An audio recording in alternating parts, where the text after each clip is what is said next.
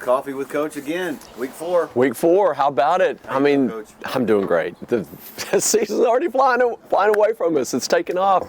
It's crazy. Isn't it? I mean, we just turned around and the players reported to camp, and it was 100 billion degrees, and we're practicing at night, and all that. And now look at us. We're getting ready to play week 4, and we're getting close to the halfway point. It's amazing. I know high school is, there's some of them are working on week 6. Right.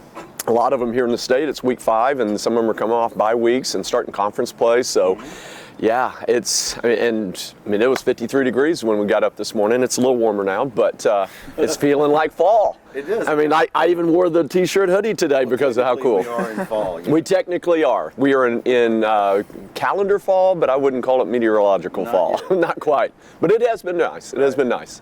Well, I guess let's jump right on into it. Absolutely. Last week we had Howard Payne come to town, first home game. It was a decent performance. And let's talk a little bit about that. I'll let you talk. It was like a roller coaster. It was like going to the amusement park. Yeah. It was a lot of up and down. As I said last week, as I said after the McMurray loss, you can't beat 2 teams. We're not good enough right now to beat 2 teams. We're not athletic enough, we're not big enough, we're not physical enough, we're not fast enough to beat 2 teams. There are teams out there that can beat 2 teams. I see it every Saturday. Really athletic, really talented teams beating teams that are not as physical, not as fast, making tons of mistakes and still coming out with a win. We're not in that position. We have to play smarter, we have to play better, we have to make tackles, we have to block better, we have to make plays. We doubled our number of drop balls from last week to this week, this last week. We can't do that. We turned the ball over 4 times, another pick 6. That's 3 games and 3 pick 6s. 2 in one and 1 in the other. You can't do that. You can't do that and expect to win. So we've got to quit killing ourselves. That's really what it is. Howard Payne's a very talented team, very talented. Much younger than they were, as I said. And again, I walked away feeling like, yeah, they're a bigger, a little bit more physical team. But when we played our potential, that's a dogfight through 4 quarters. As I told the team before we left, to take the field, I said, this is going to be a 4-quarter fight. This is going to be a 12-round battle. But you have to perform to get that opportunity to be there, and we didn't. And so now we get to listen to, all the people say, well, hey, you played better in the second half and all that. Sorry, but bullcrap. Like, we got to start from the beginning and finish in the end, and not lean on, well, we feel good about this or this or this. Yeah, I mean, we did some good things, and we need to focus on that, but we got to quit shooting ourselves in the foot. Right. Well, Coach, you got a special guest with you this morning. Yeah. Quarterback coach. Yeah. Eric Mackey, he's our QB coach. Last year he was our safeties and kicker coach. Played quarterback, and I'll let him do all the introductions. But as I like to say, I don't know that our quarterbacks have been coached as well as they've been coached this year ever in their time at at Lions. So appreciate him being here. So go ahead. Coach, tell us about yourself. Yeah, so I'm originally from a small town in northern Illinois, Marengo, Illinois. Played college football at a couple different places. Had a unique opportunity to play under a lot of different quarterback coaches and a few different offensive coordinators. So got to see a lot of really, really good, a lot of really, really bad. Played Rockford University for 2 years, went to Upper Iowa, was only there for a semester, and then finished up at University of Wisconsin-Platteville, and then got to play a year of arena football, which was very, very cool experience. But now, second year down here has been phenomenal. Yeah. Awesome. Well, talk about a little bit about the offensive performance on Saturday against Howard Payne. Let's let you talk a little bit about it. Yeah. Definitely coaching ability got tested throughout this year.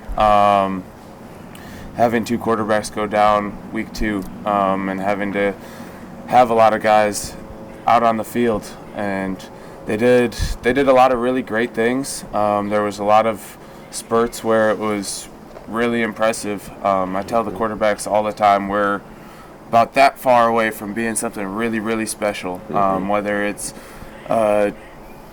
maybe we miss a read, or we drop a ball, or we miss a block on a certain play, and it just throws everything off. But we're really close to being something really special, and I think that there was definitely glimpses of it this past Saturday, and I think we're going to continue to improve as the season goes on. Yeah, and I would add on. I mean, we're playing with technically our third and fourth quarterbacks in last week's game.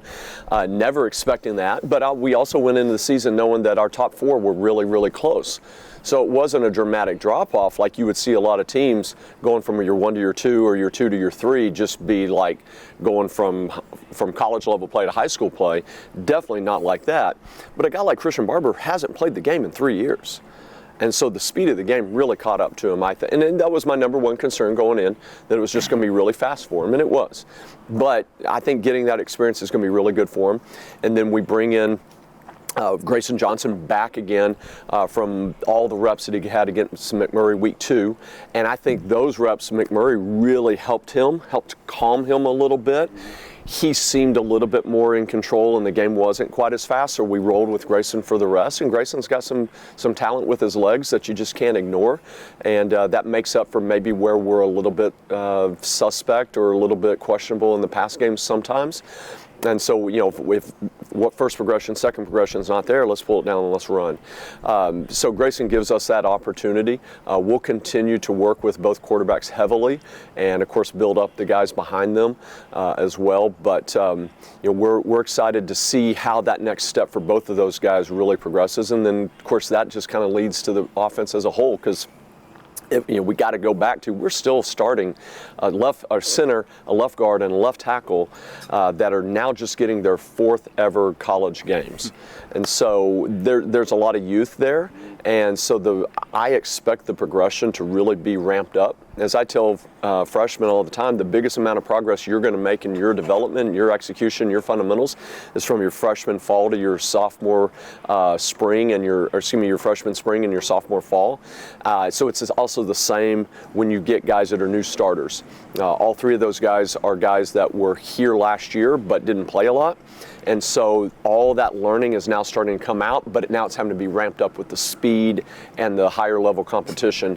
It's one thing to, we talked about this on Tuesday actually watching film, like that's a win versus scouts, but that execution is not a win on Saturday versus everybody else's ones. And so now those guys are figuring that out, and the repetitions that they're getting on Saturday are going to make huge dividends later in the season. We just need that to happen this Saturday. Texas Lutheran coming to town. That's right. Back into SCAC play. Yes. And Coach Mackey, you touched on it a little bit. You're this close. I mean, just almost there, and it's time for it to start clicking.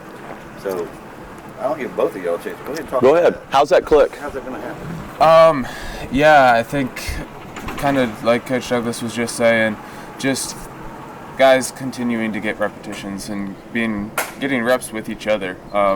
Having 4 different quarterbacks play throughout a season, it's tough to get a rhythm with the receivers, and tough to continue to get reps with those guys when you have a different quarterback thrown to you each and every week. So, I mean, we've looked really, really sharp going through this week of practice, just continuing to rep the things that we're really good at, and making our quarterback comfortable. That's going to be the biggest thing as we go through the week, is just allowing him to be comfortable throughout the game. And if we can do that, I think we're going to execute really well on Saturday. I would reiterate what Eric just said. On Tuesday and Wednesday we've had really nice practices. I don't want to spoil. I don't want to jinx Thursday practice coming up later this evening. But we always do about a 5-minute good. We call it good versus good. Ones versus ones, twos versus twos.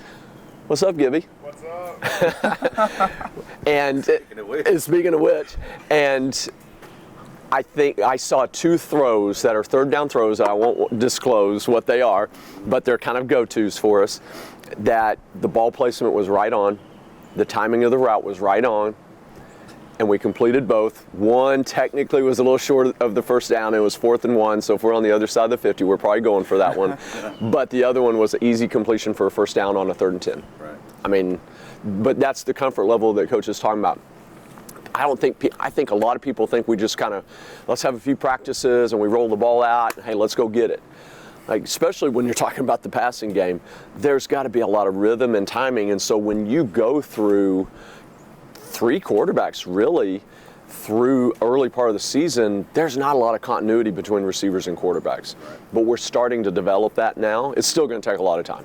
I mean, it's one thing, again, that's a win on Tuesday, that's a win on Wednesday in practice, but a win on Saturday takes a lot more.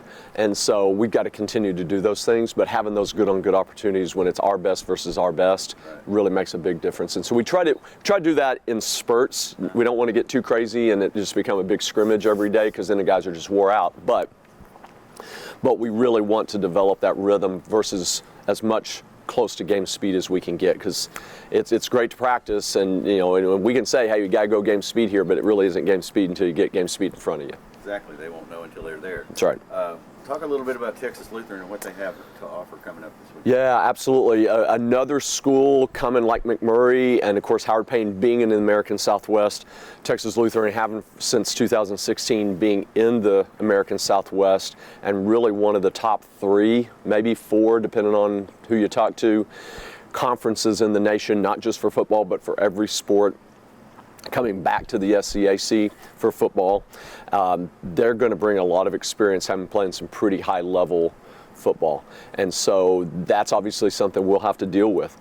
It's another Texas school, and so you just open the doors and guys just flock in. Obviously, you got to recruit really hard down there, whether it's East Texas Baptist or Texas Lutheran or McMurray or even Mary Hardin Baylor. You got to recruit really hard to compete in Texas, but we have to compete against that. And so they're going to bring a really strong level of talent. I don't think this is quite as big a team as we've seen in the last couple of weeks, but still very physical, very fast, move around really well. I got a lot of guys to choose from, and pretty deep. So we'll have to continue to improve our conditioning on the offensive line. That hurt us more in the McMurray game. Last week we seemed to hold our own a little bit, I thought, conditioning-wise on the offensive line. Defensive line for us is kind of thin right now with some injuries. We've had an appendectomy. We've got a funeral. We've actually got 2 funerals with guys missing there, so we're going to be a little thinner there. But I like the group that we've got. But that's where offensively we've got to get first downs, control the clock, keep the defense off a little bit more to protect our defense and make sure that they're able to withstand 4 quarters, because we obviously don't want those guys to fatigue either. I think the weather will help us as well on that. It looks like hopefully hurricane rain will move on back out to the east after Friday, and we'll have a clear on Saturday, or at least no rain, and the temps will be down. So hopefully our guys' stamina and condition will hold up, through 4 quarters, because again, they're going to bring a lot of guys, a lot of depth that we just don't necessarily have. Right, Coach Mackey. When you go to look at Texas Lutheran's defense, what do you see in there that you could possibly work with? Well, they run a lot of cover 4, so I think that kind of plays into our strengths offensively, because I think we can have a lot of success in throwing the ball quick. Just either giving it to our playmakers out on the edge with screens, or just letting our quarterback just have pretty simple, pretty fast reads into the quick game. And I think we can continue to take advantage of that and just be able to move the ball down the field. They've got a lot of pretty good athletes. Like Coach Douglas said, defensive line is definitely not as big as we saw the last 2 weeks, but they're going to try to cause a lot of confusion up front, trying to walk up a whole lot of linebackers and different stuff. But I do have a lot of trust in our offensive line to be able to pick it up and not get confused by the crazy looks that they're going to try to show us. Okay, excellent. The defense, individually, they did some good things last week. We had a couple of sacks there. Yeah. Tackles for losses. Yeah. I mean, they're still solid. Yeah, absolutely. I mean, 5 sacks. I mean, that was really nice to see. And when we didn't get sacks, we got pressure. And we were able to contain the quarterback a little bit, where the week before it seemed like no one could touch the quarterback. I remember a play late in the game. We got some nice pressure on McMurray's quarterback, and we go in to make a tackle. We literally are on his legs and just slip off, and he runs out. And then at least this Saturday, most of those times we're able to bring the cue down and stop a play there. So we're very pleased with that pressure. We'll see, how that compares. I can't say I've done a super deep dive on TLU's offensive line, but I know our defensive staff is confident we can repeat some of that. What we've got to continue to do is do better in open field tackling. That's really been our bugaboo, is when balls get completed, maybe it's a short pass or it's a screen and goes for like 60, 70 yards, and we can't miss 5 tackles along the way. That was really disappointing, and to the point of embarrassment, really. We've got to do a better job of running our feet, and we work on it every day. The guys have just got to make that decision that they're going to execute what we've been practicing since day one. I got you. Again, we're in a conference. This is a countable game. Yeah. What's the, kind of talk about the attitude of the guys going in. I know you talked about some of them are going to be, out for different reasons or whatever. Yeah. But, talk about the attitude of where they're at right now. There's a little bit of a difference here in that we've got a lot of upperclassmen guys that I think they see bigger pictures in a lot of ways. And then we got a lot of young guys playing for us that don't get it yet, and they think the world's coming to an end. Like, you got to understand this whole dynamic. There's a lot of moving parts. And so I think our guys that have kind of been through the battles, have been through the wars before, they get it. And I think they're doing a good job of relaying that to some of the younger guys. But you see some of the doubt on some of the younger guys' faces. What we emphasize for us is simply to do our best on each practice. That will translate to Saturday, and that translates to improved performance. And I believe that we'll continue to see that in all phases, offense, defense, special teams, and all position groups, from O-line to D-line and DBs and wide receivers. And we continue to see those individual performances go up. Those all collectively turn into W's eventually on the scoreboard. It just takes time. And when you're super young in certain spots, it takes a little bit of time for that growth to happen. And so we'll just continue to push it. It's our guys, our leaders' responsibility to really respond and model that appropriate mental toughness. As I've told them, physical toughness is great, but mental toughness is what we've got to have right now. It's you don't have to have a lot of mental toughness when everything's going great. When you're getting W's, the sun's always shining. There's not a cloudy day. It's not raining. The food tastes better. You sleep better. Everybody's in a better mood. When you're getting more L's than you're getting W's, everybody's a little grouchy. Your mattress is lumpy. You don't sleep well. The spaghetti sauce got on your shirt. Whatever, everything goes wrong. But that's really all about perception and attitude and behavior. And so all those things drive that behavior. What we've got to do is fight through that so that our behavior is still producing results in practice that results in better performance on Saturday. Right. Now, Coach Mackey, talk about some of the maturity levels that you've seen your quarterbacks grow in the last couple of weeks. Talk about that. Yeah, they've shown me a lot. It's been really, really great to see, and I had mentioned it with Grayson the other day when he was in my office about going into that McMurray game. He expected that maybe he's going to have to run the ball 5 or 6 times and maybe throw 2 or 3 sprint out passes, and that was going to be it for him. And he had to go in there, and we had to open up the full playbook with him. Yeah. And he had to go in and do a lot of things that he hasn't really practiced a whole lot and things that he wasn't really comfortable with. And he just went out there and just played. And I think that matures you a lot quicker than you realize. Especially being able to see him come out this past week and just be so much more comfortable and be so much more confident. That shows me so much maturity in just 1 week. Even with Joe and Noah, I can't forget about them. I mean, Noah came in against McMurray and threw 3 really, really pretty balls and was just playing lights out.